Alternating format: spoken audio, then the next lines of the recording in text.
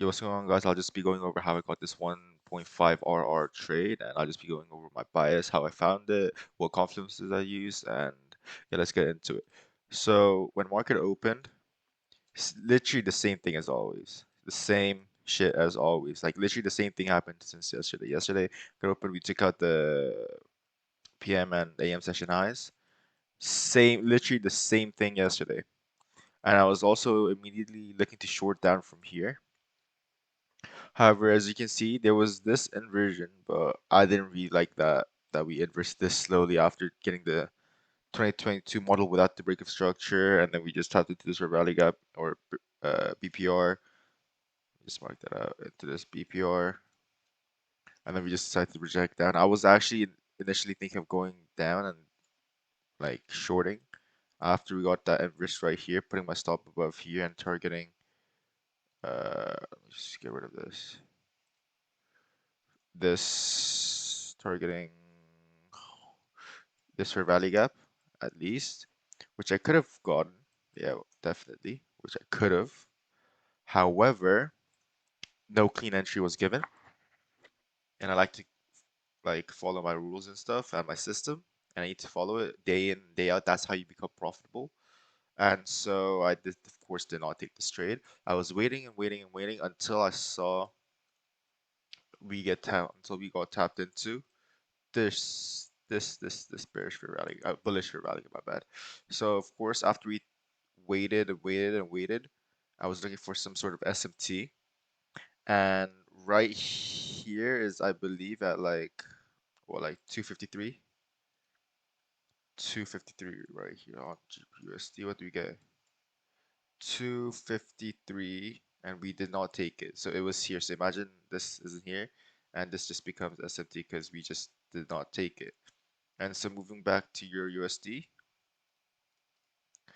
I immediately went and looked for some sort of an inverse. Now, this wasn't the cleanest entry, no, I understand. However, I don't know, a fair value gap is still a fair value, even if it's small. Um, and so I decided to long from this fair value after we inversed it. Like, I wouldn't have taken this if it took a long time and then we inversed it. The fact that we were able to inverse it pretty much immediately in 2 candles with this much momentum back to back, that's what led me to just going long. And even if I didn't get that like trade in, if I decided not to, there was this SMT, I believe this is a 348, 53, 48 and 53, 48 and 53, yeah, 48 right here, SMT, SMT right there, and boom. And now this would have been the best entry of the day. So now just removing this fair value gap, we would have targeted right here. After we inversed, I mean, this would not count as an inverse because I mean we closed on the fair value gap. So I would have waited a little bit longer until we inversed it, stops below the swing low or underneath the SFT. And where did I target? Because clearly this 15-minute gap is getting inversed. Where did I target? Well, I targeted this 5-minute bearish fair value gap. And yes, I could have targeted the 0.5. However, I just decided to target the beginning, the entry in going into the 5-minute gap, just because I thought this was enough RR. But I mean, I would have called it 1.8, not that big of a difference, 1.8 R. And but this was my entry right here, right there. My stop loss was like somewhere around like up here. I mean, I should have honestly put it here and just targeted like a 1 to 1.5 like this. I 1 to 1.25, 1.5. However, I just want a little bit more RR. That's why I decided to put my stop loss at around here. And this was the consequent encroachment of this body of the bearish candle. So that's why I decided to put it there. I mean, it doesn't really make sense, but that's just where I like to put it. I saw we inversed it and we started going immediately down. I was like, yeah, man, I shouldn't have taken this. However, I knew that we were at least gonna go for this bullish for value gap.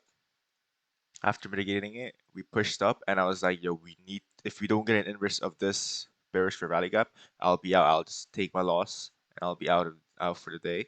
However, we just with that much momentum, we were able to just inverse it quickly. tap back into this fair value gap inside, so a balanced price range, tap back into it, and then just target right up here, pretty much. And yeah, that was it. Honestly, I mean, if I did this, I'd have gone stopped out or break even. However, I do think my trade was a pretty decent trade. I mean, first of all, you don't need to always have the correct bias to put on a winning trade, nor do you always have to have the wrong bias. I mean, you guys get what I'm saying. You don't always have to have the correct bias to put on a winning trade. And so, although my bias in at this time was correct, as you can see clearly, we are very bearish and probably gonna go for these lows and this Asia low. Yeah, and I'll put up my executions as well, so you guys can see that I actually took this trade live.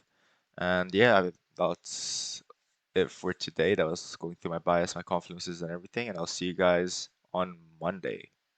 Also, forgot to mention one thing that I did end up getting my account out of drawdown, which is just, I think, amazing. I mean, just the fact that I followed my rules and just let it play out through probability and statistics is just, I mean, I think I'm improving as a trader overall, and now I'm back at break even pretty much, and I'll be looking to pass phase one, not soon, but in a decent amount of time. So we'll see how that goes, and yeah.